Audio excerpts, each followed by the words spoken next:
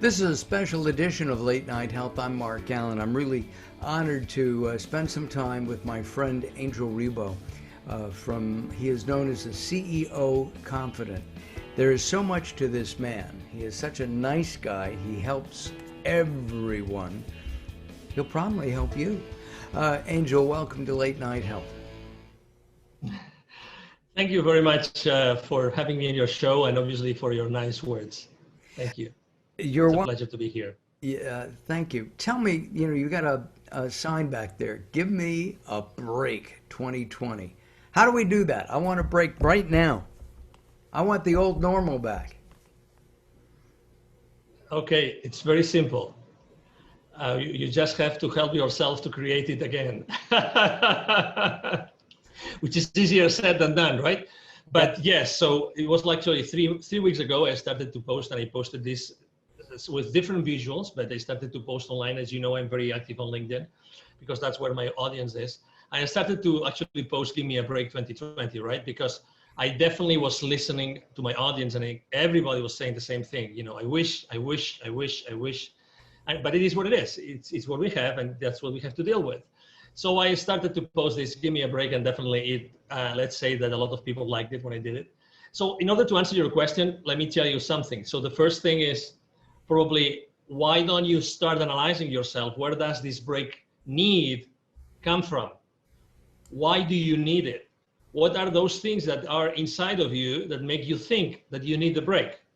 I'm not saying I don't have that need. And actually, I think that one of the main reasons why I was posting this so many times is because I personally am the first one needing a break.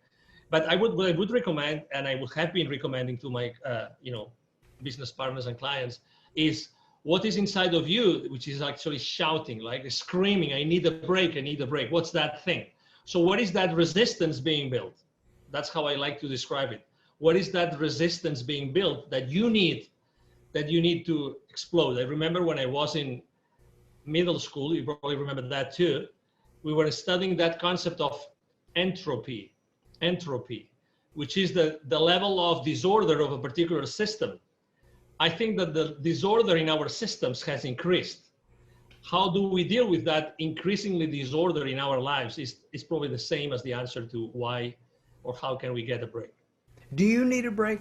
You're very active in general, and he's shaking his head. Yeah, I need a break. What do you need a break from? So I have to tell you that I'm in denial, right? Because there's several people very close to me, they've told me I need a break, but I refuse to take it. And let me tell you why I refuse to take it. That happened to me also in 2009, interestingly enough, which was I was so proactively acting upon what I saw, the opportunities I saw in front of me, that I just couldn't stop. Literally, I just couldn't stop. Right now, since all this started, I'm growing my team, I'm growing my customer base, I'm growing so many things. And every single night I work, right now I'm working on 2 shifts for myself, but in 2 shifts. One is from 7 until 4 p.m. And the other one is from 7 p.m. until midnight, 1 a.m. every day. That's a true story, honestly. And I feel so energized. I feel so right? I feel so powerful, and I'm building so many things, and I'm training so many people on my own team, onboarding so many people that I feel so powerful. So I am completely in denial.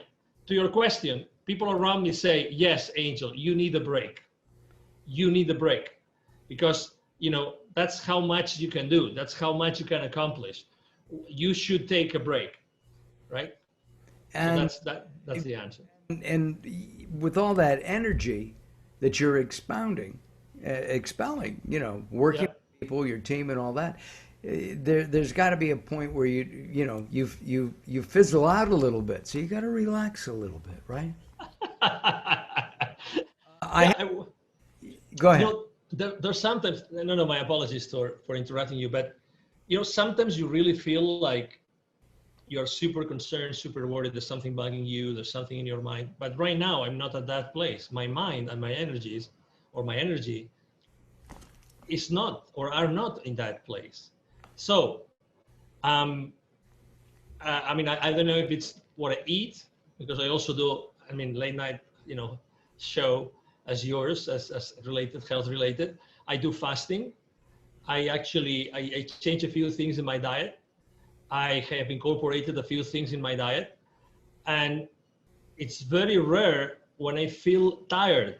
Really, it's very rare. Wow. So yeah, it's really rare when I feel tired. And interestingly enough, I feel tired in between those shifts I told you.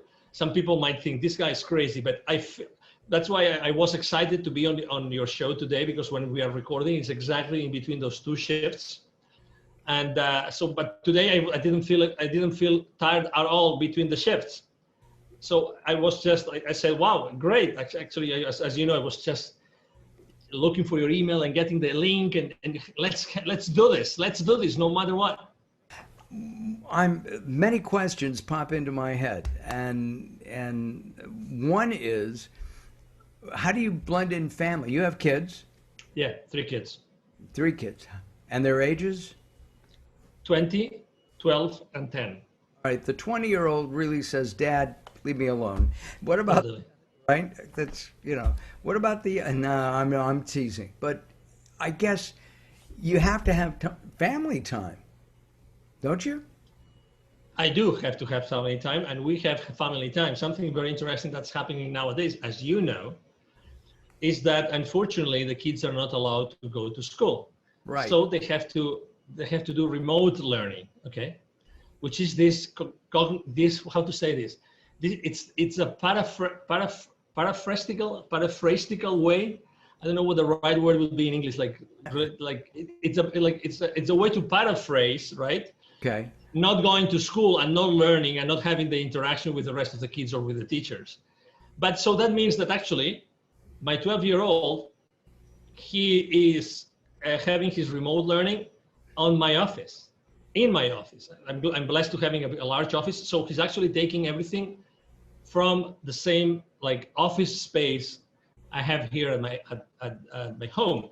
So actually we're becoming much more close thanks to this remote learning that they are supposed to get from their school. And the same with my daughter. That my daughter doesn't share because she's more like, girls are more girls and want to be more with girls, and they have these things and they like, discussing the little chit chat among girls. She's not sharing a space with me, but obviously she spends a lot of time at home. So we see each other much more than before. In between shifts, we try to go have, dinner outside. We try to have some time together outside. And over the weekends, obviously, we spend a lot of time together. Again, we have really decreased the amount of activities we do outdoors for obvious reasons. Right. Are you afraid that your kids, as they grow up, and they're spread out over, a couple of years there, from your 20-year-old down to your 12-year-old, that they're going to miss some kind of relationship? Look, kids, at 12 years old, your daughter goes to school, she hugs her best friend. Next week, she's got a new best friend, and she hugs that one. There's a tactile thing. When my wife and I, before COVID, would go out, we'd see, millennials sitting at dinner with their cell phone, and they're texting. I always want to know if they're texting each other, 2 feet away. But to me, they're missing stuff. When we go out, when we used to go out, we talk. And it's, even though Zoom and Skype and the other up and coming teleconferencing apps are important, and I live on Zoom, as I know you do. Aren't we missing something in that one-to-one approach? Yeah, one thing is that we're missing something. Definitely the answer to your question, I would say from my point of view, is we are missing something. But at the same time, pre-COVID, right? March, the last time that, that the kids were allowed to go to school, right? So up until March, they were very active socially. So, there was nothing missing there. We've been now 5 months without, right? 5 months, or now it's going to be 6, with all this inability to go back to school, to the buildings. So I don't think that these 6 months have actually done, or in the long term, or even in the midterm, are going to do anything wrong to the kids. Because I don't think it's long enough. And actually, to the contrary, I believe that this time at home and realizing what's going on around them has given them the opportunity to think about things that they would have never thought had they stayed on a normal, way of doing things and going to school, and mom goes to work and dad goes to work. So I think that it's a great opportunity that the kids have lived. I guess this depends on every single home, right? But I think that the thoughts and the ideas and the discussions conversations that they have had with us, with the parents at home, I think it's really important. Number two, obviously they have still met with friends. I mean, there's been sleepovers, there's been, kids, they have gone to some other, kids, friends. And so there has been some social interaction. And right now, for instance, in Texas, they are talking about opening back schools. And yeah, I mean, we still have not decided. Yeah. Have you decided if you'd let your kids go back? Yeah, I mean, when they asked us to decide back in June, we said yes. We want them to go full speed to school. But then, I mean, I regret to say this, but if you asked 1,000 people on Earth, if you were an extraterrestrial and you came to Earth and you asked 1,000 people what do they think of COVID, you would probably get 1,000 different responses, right? Yes, absolutely. So it's the exact same thing about going to school. It's the exact same thing. So you asked the other day, I am very active on the school district here, very active with the schools. I've been volunteer. I go to the board meetings, everything. Every time I ask the same question to different officials from the same school district, from different campuses, I get different responses every single time. Every single time. I'm going to give you an example. Sure. I'm going to give you an example to your question. I wanted to be part of a committee that was put in place before the school year started in August. And that committee met, and it was the counseling committee of the school district. It was part of that committee. And the school official disclosed with us, the 70 parents that were part of that committee, he disclosed how many parents had said, we want our kids to go to school. We want them to go to school regardless. We want our kids to go to school. We don't know what the restrictions are going to be. We want our kids. 85%, he said, and he was so natural. He said, genuine. He said, I don't know how we're going to do it. I don't know how we are going to bring, and that was in July, early July. I don't know how we're going to bring 85% of the kids back to school. I have no idea how that's going to work. Fast forward, the school district decides there's going to be no face-to-face in-person school. Right. Because the parents had actually voted, and they voted 50-50. So we decided not to do it. And then and then you read a newspaper, local newspaper, and then you read the exact same thing. 50% of parents said, yes, we want our kids to go to school. 50% said no. So this is just an example. And I'm talking to you about public servants, Mark, public servants. Okay, so there's this bubble of common, I'm not going to say consciousness, common knowledge, right, created by, organizations, by media of all kinds of media, right? So there's this bubble, and we all try to get information and to download information from that bubble, okay? So, oh my God, where do we live? What's the reality that we are living in, Mark? There's one word that comes to mind, Angel, and that word is confusion. Right? Because we don't know. If my kids were of school age, I don't honestly know what I would do. And I really don't. I don't know if I would send them to school because it's scary, right? I have a friend whose wife was working. She came down with what she thought was a cold, got a test, took 3 days or 4 days to get that test back. She has COVID. He has, what does he do, right? How does he not help spread it? Somebody's got to go to the market. And it's hard to get delivery. Where here in Ventura County, California, where I live, I know that it can be difficult to get food picked up. And frankly, I don't know if I want somebody touching my tomatoes before I touch them. I mean, it's just honest. I think that what happens in a pandemic is that people, as I said, get confused. And at the same time, nobody knows what to do. To me, that's the scariest part. And I think what we have to do is what you teach. Angel and I have been in several different sessions together. And my understanding is you're teaching consciousness rather than confusion. And so in teaching consciousness, being open to people, being open to messages from the universe, God, I think that's important. And I think it may be especially important right now because we need that break. We do need that break. Mm-hmm. Yes, we all need that break. There's confusion, and confusion is how to say this again.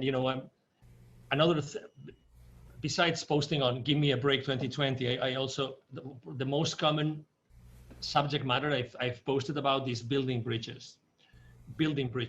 Right.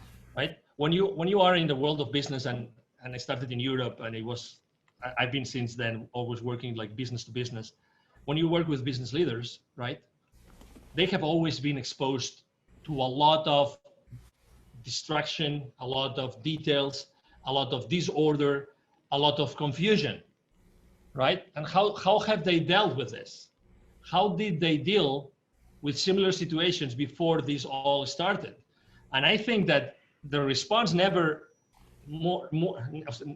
before is inside of them. You were explaining a specific situation and the challenges behind that situation, right? So my question is, what could we do all together? What can you, Mark, together with me and many other people, what can we do together to put an additional source of clarity in the lives and the minds of these people that are listening to us? What can we do? I think clarity is a great word because we all need clarity. The way that different countries and the different governments are clarifying to their people. I still don't think the United States has clarified. There's too many. There's no. Here's what we're going to do. I was talking to somebody in Australia a few days ago, and apparently the PM, Prime Minister of Australia, has made the following statements. If and when a vaccine is developed for COVID-19, it will be given free to anybody who wants it. And I don't see that in the United States. I see Big Pharma saying, let's make some money. That's confusing to me, right? And well, let me add something. Again, with all due respect to everybody, again, I think that it's funny because last night I was thinking about this chat with you today.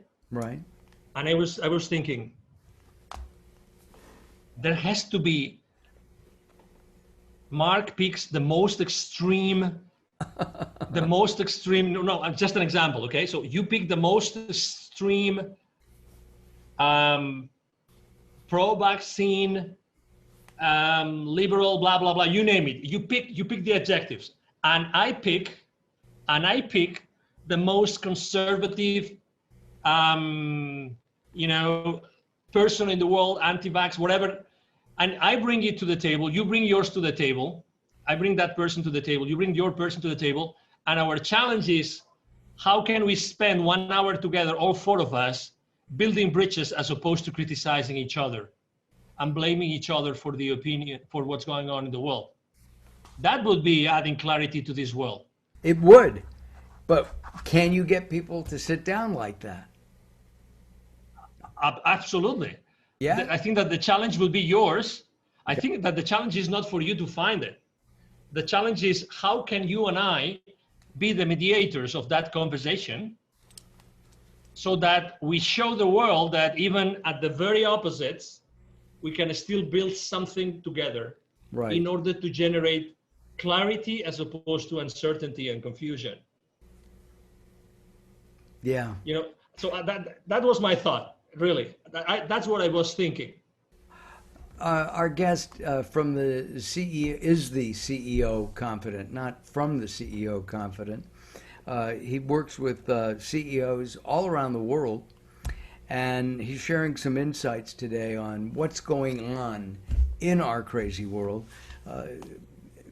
Angel and I met through at a workshop, several workshops at the EBC.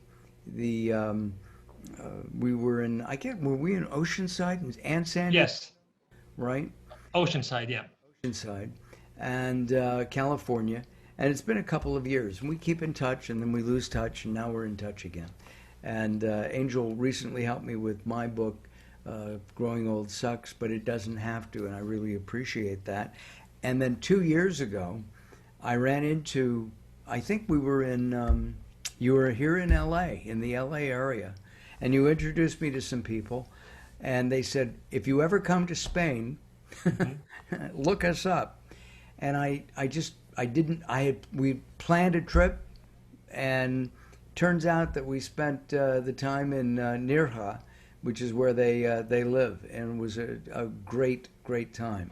I wouldn't have gone into the caves of Nirja, which are phenomenal, had it not been for them. What are you doing now? You've mentioned building bridges. I know that in my business, which is video production and hosting, I've been going out and doing more and more interviews, as many as I can, to enhance my paid videos, because we all need money. So what kind of building bridge techniques have you developed so that people who are used to flying from Dallas, where you are, to Philadelphia to make a sale, they're now doing it through the computer? Mm-hmm. So the first thing I've done is I kind of tweak my strategy of what kind of content I share online. That's the first thing. Okay, so I have been more on the side of, personal, immediate, taking action kind of posts, in which the content is very simple, the ideas are very simple, they're very easy to digest graphically and visually, but they always have a message. And I have to tell you, people consistently, my audience consistently appreciates the fact that I'm not talking about complex things like as I used to do before. I'm now talking about more self-help motivational stuff, much more than business related, which I still do. But I think that people need more than ever, because they spend more time online. They need to hear, they need to listen and to read things more closer to their hearts. That's number one. Number two, and you mentioned it very well, it's funny how the stars align themselves. And, Mark and I had not spoken for a while, but, suddenly 3 or 4 different media like yours have picked up on me about conscious leadership. Totally. And actually that wasn't, I didn't have a branding campaign, positioning campaign like in the background, like pitching media, or no, it just came to me. It just came to me because probably what I was posting and when people see my videos and see my interviews and see my podcasts or see my content online, they know what I stand for. So, and again, going to the world of business, because as I said before, I work at the business to business environment or arena. Going to business, I think that business leaders now need to be conscious like never before. They need to hear different messages. And you, instead of working on their business, are you working with them to better understand themselves so that they can go back and work with their team? Absolutely. Absolutely. And not only that, that's why I say, I mean, I totally believe in the alignment of stars.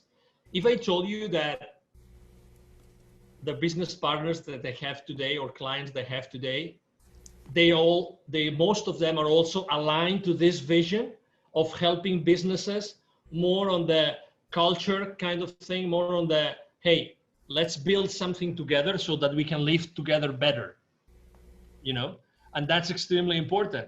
So it's funny that like I am attracting, there's this inertia coming behind me, which actually is overtaking me. It's overtaking me. That would be the right word to use, in that direction.